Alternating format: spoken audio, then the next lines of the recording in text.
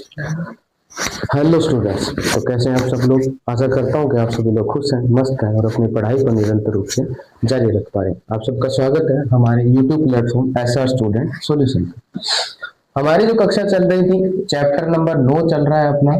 Chapter का नाम क्या है? प्रकाश, है ना। प्रकाश का परावर्तन और अपवर्तन के बारे में हम लोग चर्चा कर रहे हैं। उसमें हम लोगों ने दर्पण के बारे में पढ़ लिया था, दर्पण सूत्र पढ़ लिया था, आवर्धन के बारे में पढ़ लिया और प्रकाश के अपवर्तन के बारे में पढ़ लिया और अपवर्तनांक के बारे में पढ़ लिया। आज हम लोग बात करेंगे लेंस के बारे में, गोलीय लेंस के बारे में।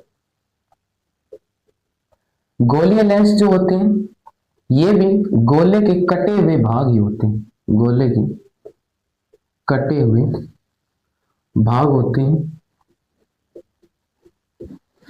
और इनसे क्या किया जाता है? प्रकाश का परावर्तन किया जाता है। क्या होता है? इससे प्रकाश का परावर्तन होता है।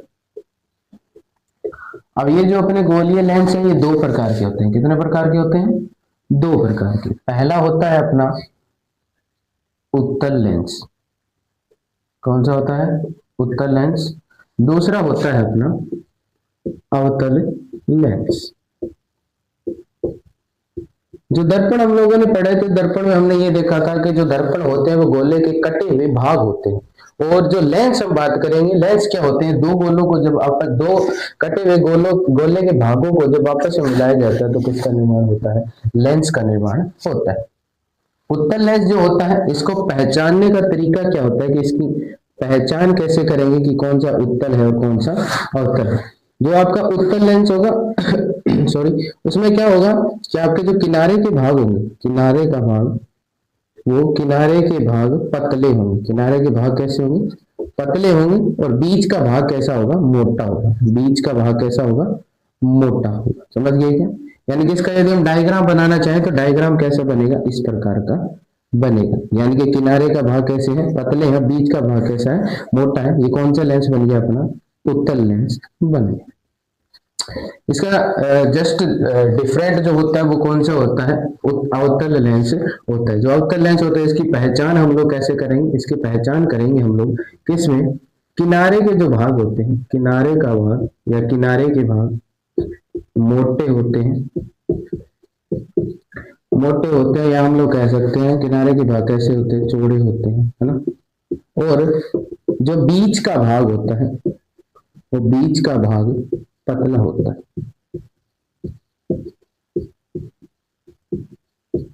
समझ गए?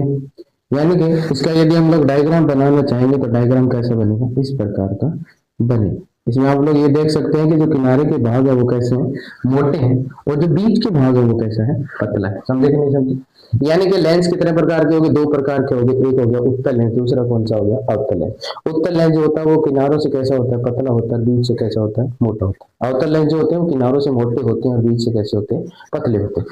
ये जो अपना उत्तल लेंस होता है ना बेटा, ये उत्तल लेंस प्रकाश की किरण को अभिसारित करता है। क्या करता है? प्रकाश की किरण को अभिसारित करता है। क्या करता है? अभिसारित। अभिसारित का मतलब क्या होता है? प्रकाश की किरणों को एक जगह इकट्ठा कर देता है। इसलिए इसको क्या कहते हैं हम लोग? अभिसारी लेंस कहते हैं। क्या कहते हैं? अभिसारी लेंस कहते हैं। और ये जो अपना अवतल लेंस होता है ये क्या करता है? ये प्रकाश की किरणों को अपसारित कर देता है। क्या कर देता है? प्रकाश की किरणों को अपसारित कर देता है। और अपसारित का मतलब क्या होता है? बिखेर देता है। इसलिए इस लेंस को हम लोग क्या कहते हैं? अपसारी लेंस कहते हैं। अपसारी लेंस कहते हैं। यहां तक सबको समझ में आया? अब हम लोग क्या बात करेंगे कि ये बात हुई कि लेंस कितने प्रकार के होते हैं, कौन कौन से होते हैं, कैसे दिखाई देते हैं, किस लेंस को क्या कहते हैं, किस लेंस को क्या कहते हैं। अब हम लोग बात करेंगे कि सर अवतल और उत्तल लेंस से हम लोग दर्पण या प्रतिबिंब का निर्माण कैसे करेंगे। जैसे हम लोगों ने पीछे पढ़ा था अवतल और उत्तल दर्पण में हम लोग प्रतिबिंब का निर्माण कैसे कर रहे थे, उसी प्रकार से हम लोग यहाँ पर क्या बात करेंगे कि हम लोग उत्तल और अवतल लेंस में प्रतिबिंब का निर्माण कैसे करेंगे। तो अब हम लोग क्या बात करेंगे? हम अवतल और उत्तल लेंस से प्रतिबिंब का निर्माण कैसे करेंगे। सबसे पहले हम लोग बात करेंगे सर उत्तल लेंस से प्रतिबिंब का निर्माण। किसकी बात करेंगे? उत्तल लेंस से प्रतिबिंब का निर्माण, इसकी बात करने जा रहे हैं। अब इसमें क्या होता है कि हमें पता है कि सर पहले तो हमें पता होना चाहिए कि उत्तल लेंस में कहां पर क्या होता है ना। कि जैसे हम लोगों ने पहले पढ़े थे उसी प्रकार से हम लोग पढ़ेंगे। इसमें ये है हमारा उत्तल लेंस। कौन सा लेंस है? उत्तल लेंस। इसमें बीच में होता है आपका वक्रता केंद्र। क्या होता है? सॉरी, क्या होता है बीच में? प्रकाशिक केंद्र O। क्या होता है? प्रकाशिक केंद्र O। राइट साइड में और लेफ्ट साइड में ये जो मुख्य अक्ष होते हैं उसमें लेफ्ट साइड में जो पहला फोकस बिंदु होता है उसको कहते हैं F1। क्या कहते हैं? F1। इस F1 दूरी पर फोकस दूरी का दुगुनी जो दूरी होती है, प्रथम फोकस दूरी की जो दोगुनी दूरी होती है उसको कहते हैं 2F1। क्या कहते हैं? 2F1। राइट साइड में होता है आपका द्वितीय फोकस दूरी F2 और इसकी दोगुनी 2F2। यहां तक समझ गए? अब बात आती है कि सर हम लोग किस प्रकार से उत्तल लेंस के अंदर प्रतिबिंब बनाएंगे। तो उत्तल लेंस के अंदर यदि हम लोगों को प्रतिबिंब बनाना है तो उसके लिए हम लोगों को 3 नियम पता होने चाहिए। कितने नियम? 3 नियम हम लोगों को पता होने चाहिए। तो प्रथम नियम क्या है? पहला नियम ये है कि यदि प्रकाश की किरण यदि प्रकाश की किरण मुख्य अक्ष के समांतर होकर गुजरेगी या मुख्य अक्ष के समांतर लेंस से टकराएगी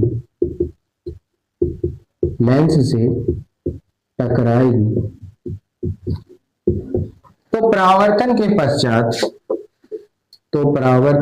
पश्चात कहां से होकर निकलती है? दर्पण में कहां से होकर निकलती थी? परावर्तन के पश्चात कहां से होकर निकलेगी? मुख्य फोकस से होकर के निकलेगी। समझ गए क्या? मुख्य फोकस से होकर निकलेगी। सेकंड नियम क्या कहता है कि यदि प्रकाश की किरण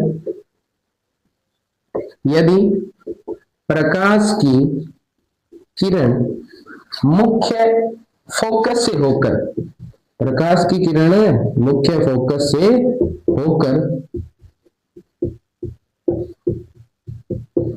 लेंस से टकराती है। किससे टकराती है?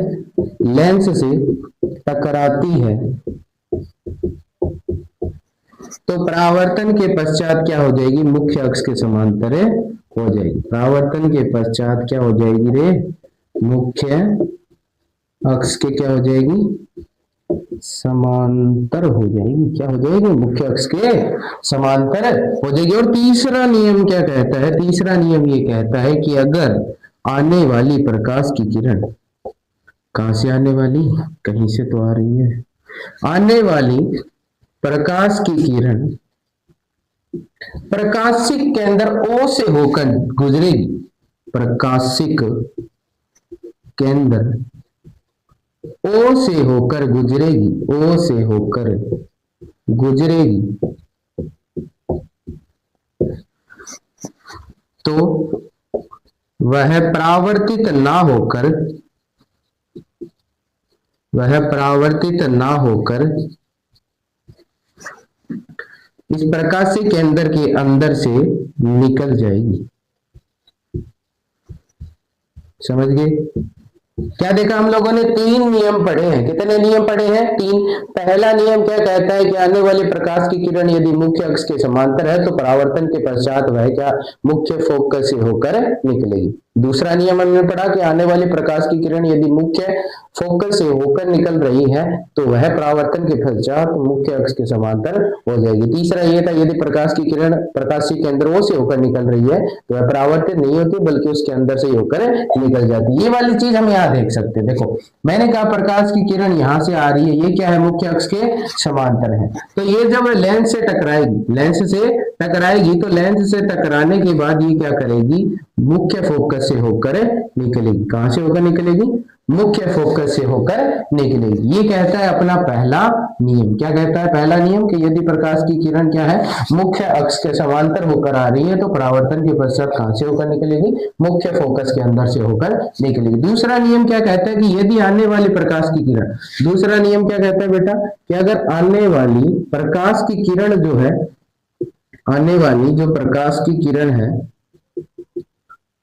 यदि वह मुख्य फोकस के सॉरी अंदर से होकर गुजर रही है तो परावर्तन के पश्चात वह क्या हो जाएगी, मुख्य अक्ष के समांतर हो जाएगी।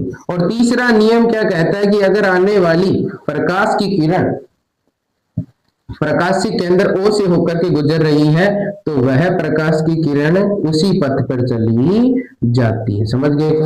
तीनों नियमों को आप लोग यहां से समझ पा रहे होंगे।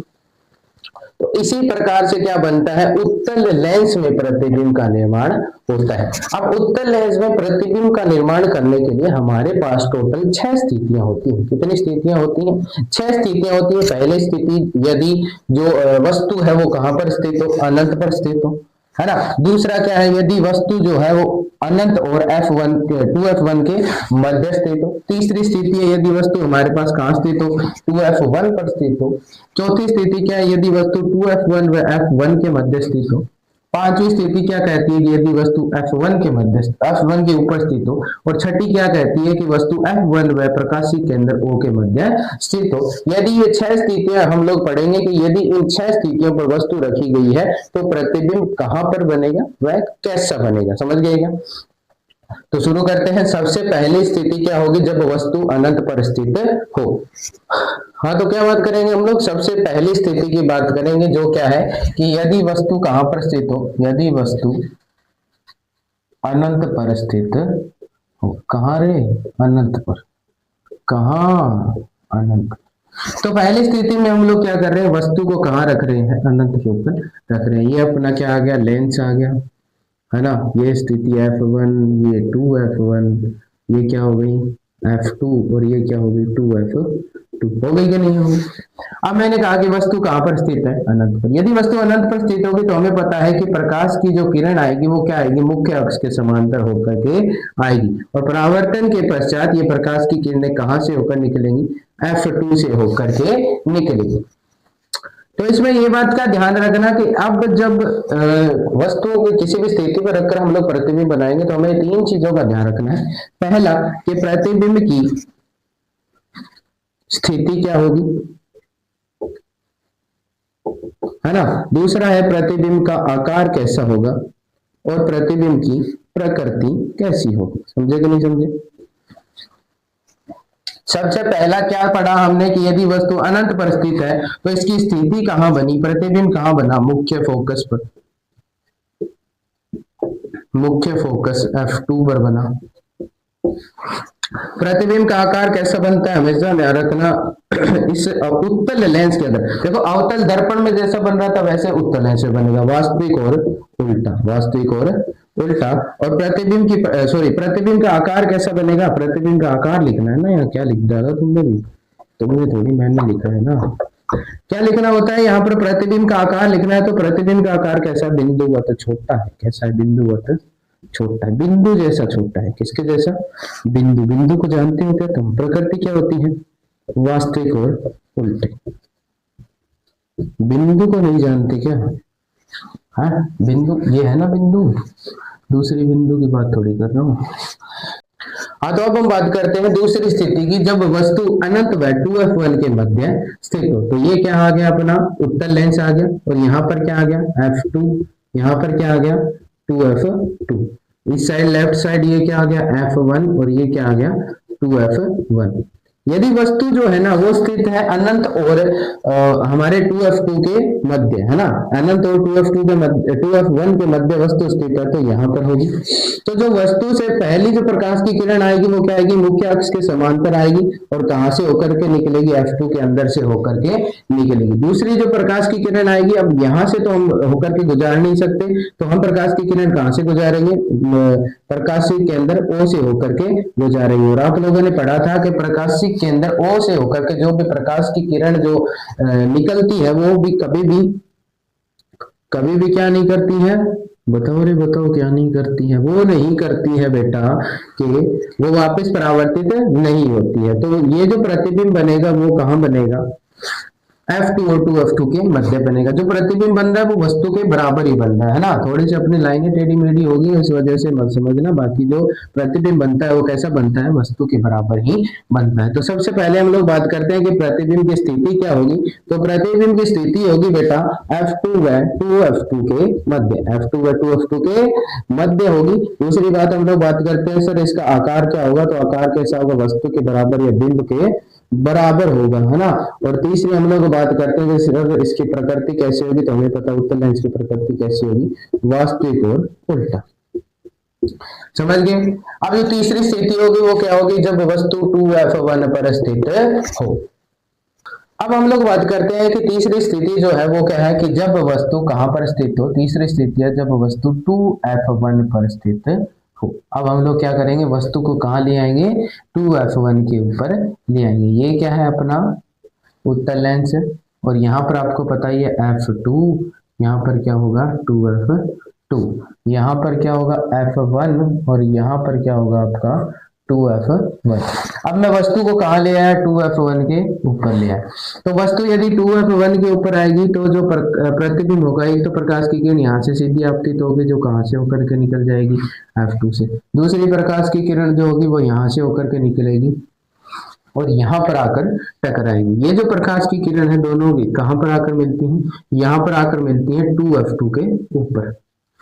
तो यहाँ पर जो प्रतिबिंब की स्थिति होगी वो कहाँ होगी, प्रतिबिंब कहाँ बना, 2F2 के ऊपर बना। प्रतिबिंब का आकार कैसा होगा, वस्तु के बराबर ही। कैसा है, वस्तु के बराबर है। और तीसरा है कि प्रतिबिंब की प्रकृति कैसी है, वास्तविक और उल्टा। समझ गए। स्थिति नंबर 4 की हम लोग बात करते हैं जब वस्तु 2F1 व F1 के मध्य स्थित हो।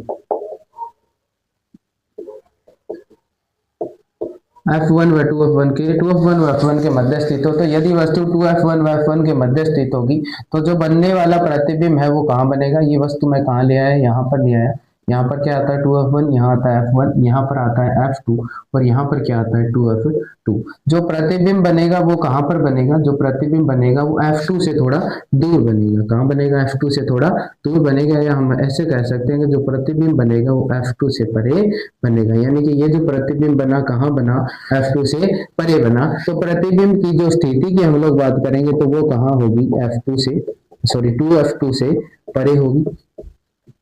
अगली हम लोग बात करते हैं प्रतिबिंब का आकार कैसा होगा। तो आकार हम लोग देख पा रहे हैं कि वस्तु से क्या है, थोड़ा सा बड़ा है, वस्तु से बड़ा है, थोड़ा ही बड़ा है ना, वस्तु से थोड़ा बड़ा है, या ऐसा भी कह सकते हो वस्तु से थोड़ा बड़ा है हालांकि, है ना।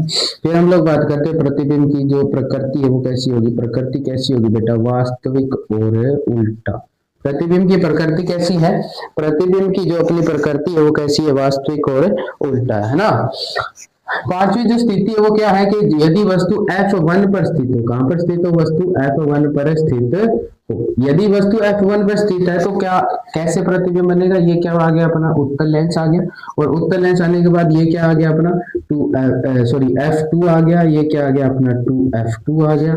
यहाँ पर जो बिंदु होगा F1 होगा और इसका दोगुना क्या होगा 2F1 होगा। अब वस्तु मैं कहाँ ले आया हूँ, F1 पे।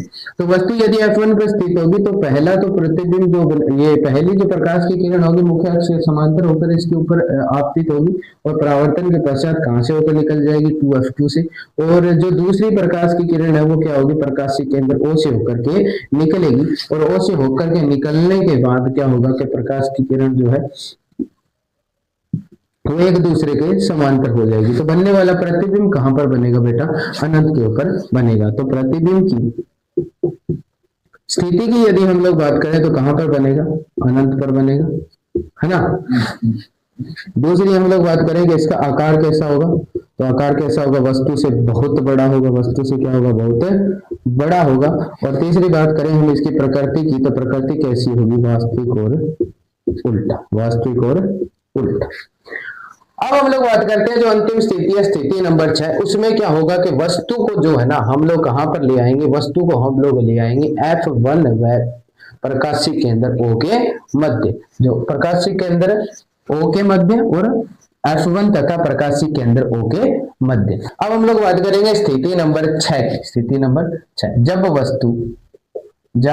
वस्तु F1 व O के मध्य स्थित हो, F1 और प्रकाशीय केंद्र O के मध्य स्थित हो। यदि वस्तु F1 और प्रकाशीय केंद्र O के मध्य स्थित होगी तो देखो प्रतिबिंब कैसे बनेगा। ये क्या आ गया अपना F2 आ गया, ये क्या आ गया इसका 2 गुना 2F2 आ गया, ये क्या आ गया F1 आ गया, ये क्या आ गया 2F1 आ गया। अब वस्तु यहाँ पर स्थित है ना, तो एक तो प्रकाश की किरण कहाँ से होकर निकल जाएगी, यहाँ से होकर निकल जाएगी। दूसरे प्रकाश की किरण क्या है, वो यहाँ से होकर निकल जाएगी, है ना। तो यहाँ प्रतिबिंब बनता नहीं दिखाई दे रहा। प्रतिबिंब बनता है, कहाँ बनता है, प्रतिबिंब बनता है इसके पीछे। कहाँ बनता है, इसके पीछे। और कैसा बनता है, आभासी बनता है। कैसा बनता है, आभासी बनता है। तो प्रतिबिंब की जो स्थिति होगी वो कैसी होगी, स्थिति कैसी होगी, प्रतिबिंब की स्थिति होगी अपने लेंस के पीछे होगी, लेंस के पीछे होगी, है ना। 2F1 से परे होगी, लेंस के पीछे 2F1 से परे होगी। प्रतिबिंब का आकार कैसा होगा, प्रतिबिंब का आकार कैसा होगा, प्रतिबिंब का आकार होगा वस्तु से बड़ा, है ना। और प्रतिबिंब की प्रकृति कैसी होगी, प्रकृति होगी आभासी और सीधा, आभासी और सीधा। ये हम लोगों ने पढ़ा कि हम लोग कैसे उत्तल लेंस से प्रतिबिंब का निर्माण कर सकते हैं। अब हम लोग देखेंगे सर हम लोग किस प्रकार से अवतल लेंस से प्रतिबिंब का निर्माण कर सकते हैं। समझ गए क्या?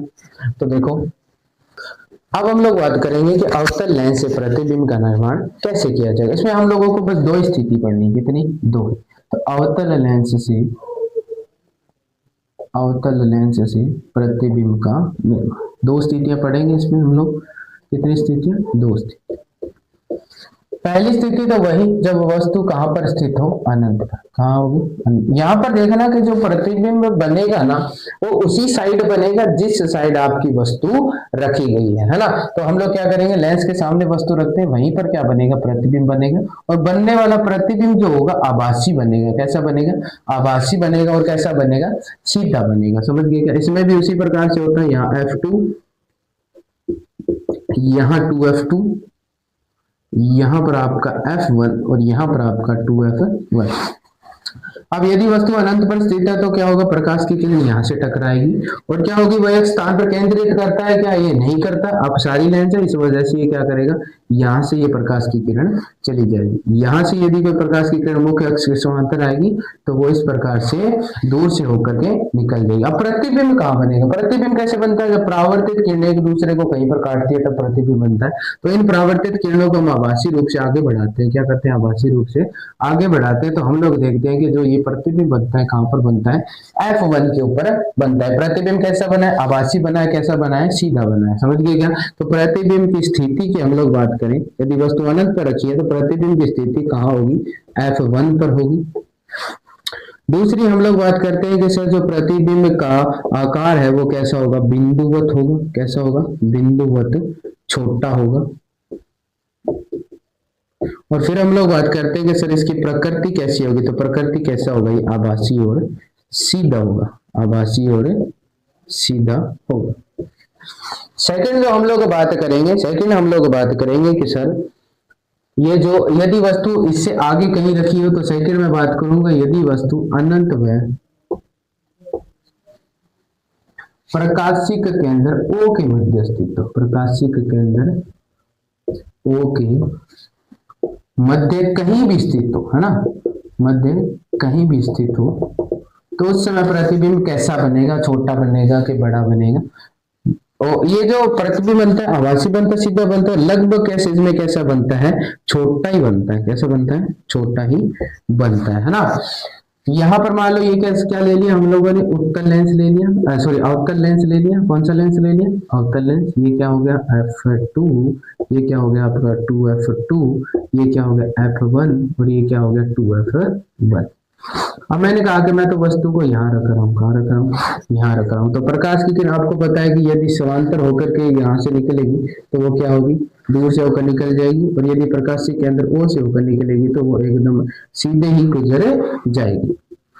अब प्रतिबिंब कहाँ बना, तो प्रतिबिंब देखो ये वाली प्रकाश की किरण जो यहाँ थी, यहाँ पर मैंने इसको इधर बढ़ा दिया, है ना। तो मैंने इसको जहां जैसे इधर बढ़ाया और इसको ये तो यहाँ से निकल रही थी, तो ये दोनों एक दूसरे को यहाँ पर काटते हैं, है ना। तो प्रतिबिंब की जो स्थिति की हम लोग बात करेंगे तो वो स्थिति कहाँ बनेगी, F1 व O के मध्य बनेगी, F1 व O के मध्य बनेगी। प्रतिबिंब का आकार कैसा होगा, आकार कैसा होगा, वस्तु से छोटा होगा, कैसा होगा, वस्तु से छोटा होगा। और प्रतिबिंब की जो प्रकृति होगी वो कैसी होगी, आभासी और सीधा, कैसी होगी, आभासी और सीधा प्रतिबिंब बने। समझ गए क्या। यानी कि हम लोगों ने बात कर ली कि उत्तल लेंस से प्रतिबिंब का निर्माण कैसे होगा, अवतल लेंस में प्रतिबिंब का निर्माण कैसे होगा। छह से उसमें उत्तल लेंस में हमने 6 स्थितियां पढ़ ली और अवतल में लगभग 2 स्थितियां मुख्य होती हैं, क्योंकि इसमें लगभग प्रतिबिंब यहीं पर बनते हैं, बाकी बची हुई 5 स्थितियों के अंदर। अब हम लोग बात करेंगे सर, जैसे हमने दर्पण के अंदर दर्पण सूत्र पढ़ा था, वैसे ही हम लोग लेंस के अंदर लेंस सूत्र पढ़ेंगे। लेंस सूत्र पढ़ने से पहले हम लोग बात कर लेते हैं कार्तिक चिन्ह परिपाटी की। किसकी बात कर लेते हैं हम लोग, कार्तिक चिन्ह परिपाटी की। तो कार्तिक चिन्ह परिपाटी क्या होती है कि यदि मान लो लेंस से हम लोग जा रहे हैं प्लस एक्स अक्ष के अनुदिश, तो दूरी किस में होगी, प्लस में होगी, दूरी किस में होगी, प्लस में होगी। यदि हम लोग माइनस एक्स अक्ष के अनुदिश जा रहे हैं, तो यानी लेफ्ट साइड जा रहे हैं, लेफ्ट साइड में कोई वस्तु रखी है, तो ये दूरी किस में होगी, नेगेटिव में। प्लस वाई अक्ष की दिशा में ऊंचाई किस में होगी, पॉजिटिव में। और माइनस वाई की दिशा में जो ऊंचाई होगी वो किस में होगी, नेगेटिव में होगी। ये वाली चीजें हमने जैसे दर्पण में पढ़ी थी वैसी की वैसी ही होती है। अब हम लोग बात करेंगे किसके बारे में, लेंस सूत्र के बारे में। हाँ तो बेटा अब हम लोग बात करेंगे लेंस सूत्र के बारे में। देखो दर्पण सूत्र जो पढ़ रहे थे उसमें हम पढ़ रहे थे 1/v प्लस 1/u बराबर 1/f।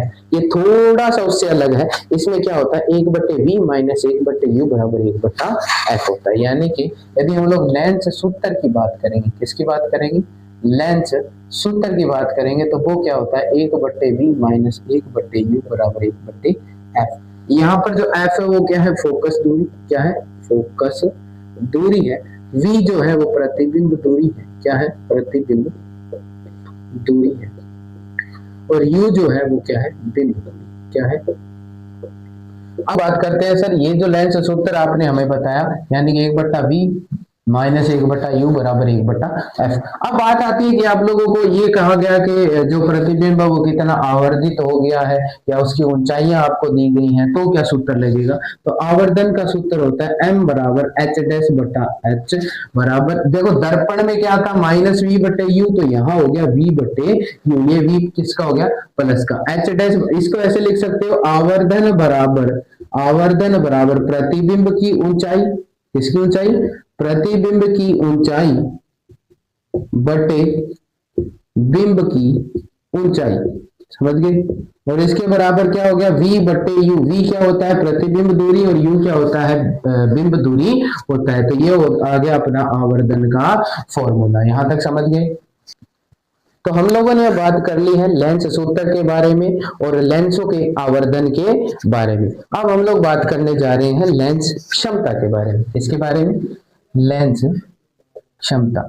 अब बात आती है कि सर लेंस क्षमता आखिर में होती क्या है। लेंस क्षमता को देखो दर्शाते हैं P से। किसे दर्शाते हैं, P से। लेंस क्षमता क्या होती है, देखो जैसे किसी भी व्यक्ति को यदि दूर की वस्तु दिखाई नहीं दे रही है, तो उसके लिए हम लोग उसको कौन सा लेंस लगाते हैं, अवतल लेंस। कौन सा लेंस लगाते हैं, अवतल लेंस। ये लेंसों के उपयोग के बारे में हम लोग 10वें चैप्टर में पढ़ते हैं, डिटेल से पढ़ेंगे, ठीक है। अब बस एक बार के लिए आप ध्यान रखना कि जो अवतल लेंस है वो कब लगाया जाता है, जब व्यक्ति को दूर की वस्तु दिखाई नहीं दे रही। उत्तल लेंस कब लगाया जाता है, वस्तु को निकट की वस्तुएं दिखाई नहीं दे रही। ये हम लोग आगे रोग पढ़ेंगे तो उसके अंदर हम लोग डिटेल से चर्चा कर लेंगे।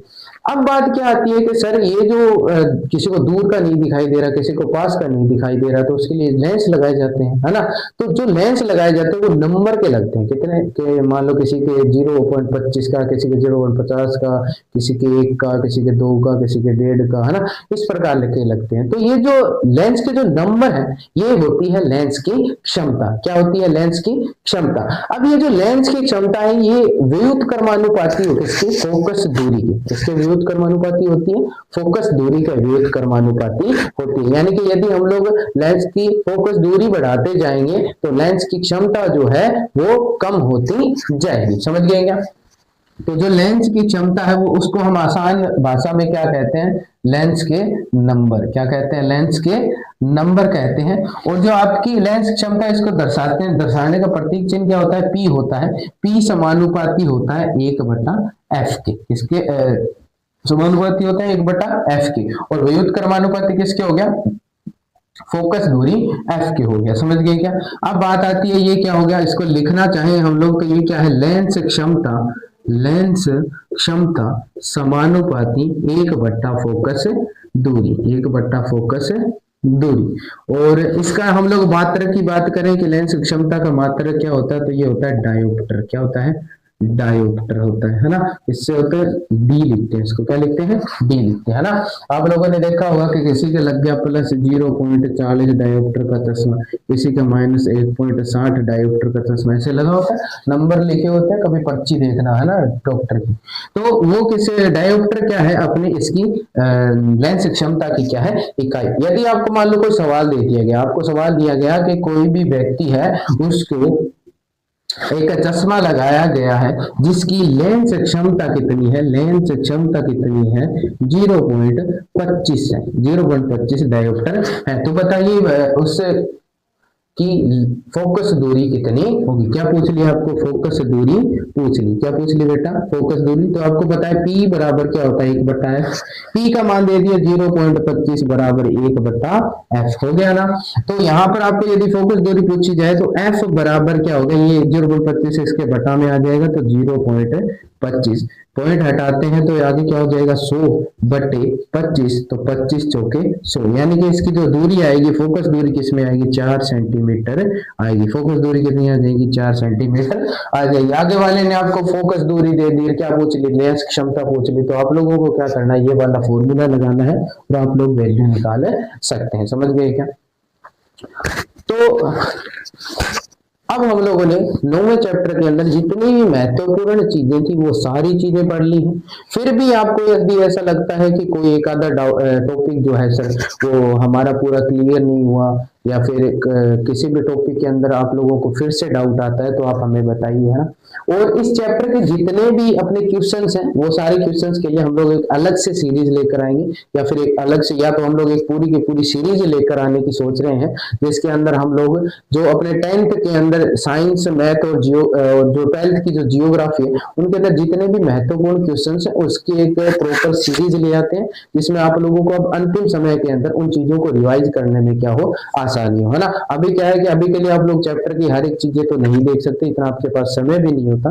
तो अब हम लोग आपके लिए महत्वपूर्ण क्वेश्चंस की एक सीरीज लेकर आने की सोच रहे हैं। यदि आप लोगों को वो सीरीज चाहिए तो आप लोग ज्यादा से ज्यादा कमेंट करना, ताकि हमारा भी मनोबल बढ़े और हम आपके लिए वो सीरीज लेकर आए। और ये मैं आप लोगों को विश्वास के साथ कह सकता हूँ कि यदि आप लोग उस सीरीज के सारे क्वेश्चंस करते हैं तो आप लोगों को बहुत ज्यादा फायदा होगा, है ना। और इस चैप्टर के अंदर आप लोगों को यदि कोई भी डाउट है तो आप लोग मुझे कमेंट कर दें और मैं आप लोगों को उस डाउट के प्रति भी वीडियो बना दूंगा, है ना। और जितने भी इस चैप्टर के क्वेश्चंस बच गए उसके ऊपर हम लोग वीडियो लेकर ही आएंगे। आशा करता हूँ कि आप लोगों को आज की कक्षा बहुत अच्छी लगी होगी, आज जितना भी पढ़ाया गया आपको समझ आया होगा। और एक छोटी सी रिक्वेस्ट आप लोगों से कि आप लोग वीडियो को ज़्यादा से ज़्यादा शेयर कीजिए, ताकि अब इस समय में जो भी 10th के बच्चे हैं उन लोगों को क्या मिल जाए, थोड़ी सी हर एक चीज़, हर एक टॉपिक के बारे में क्या मिल जाए, उनको एक अच्छी बेहतर जानकारी मिल जाए, है ना। और आज के लिए बस इतना ही। आशा करता हूँ कि आप सभी लोगों को वीडियो पसंद आई होगी। थैंक यू, धन्यवाद, राम राम, जय हिंद।